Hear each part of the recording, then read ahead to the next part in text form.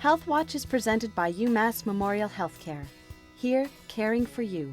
Welcome to Health Watch, presented by UMass Memorial Healthcare. We're talking about diabetes, a condition that affects 30 million women, and it's a condition that affects women a little differently than men.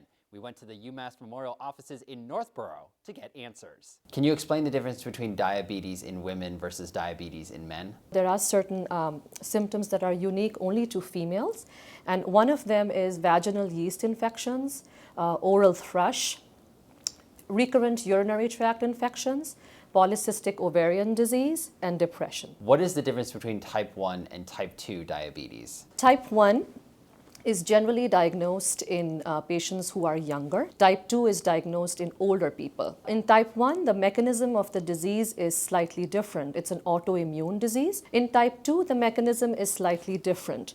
There is insulin in the body, but the body's tissues and organs are not responding to them very well. In other words, there is insulin resistance. If you're a diabetic, are there complications to using birth control pills? Often, birth control pills can lead to uncontrolled blood sugars and can cause a lot of fluctuations in blood sugars. So make sure you check your blood sugars several times a day as instructed by your doctor. What should diabetic women look out for before and during pregnancy? The American Diabetic Association recommends that diabetic pregnant mothers check their blood sugars very, very frequently, as many as 8 times a day. How can menopause affect diabetes? During menopause and even sometime before menopause, there can be many hormonal imbalances and hormonal surges that can cause surges in blood sugars and fluctuations in your blood sugars. So be careful at that time and check your blood sugars as instructed by your doctor.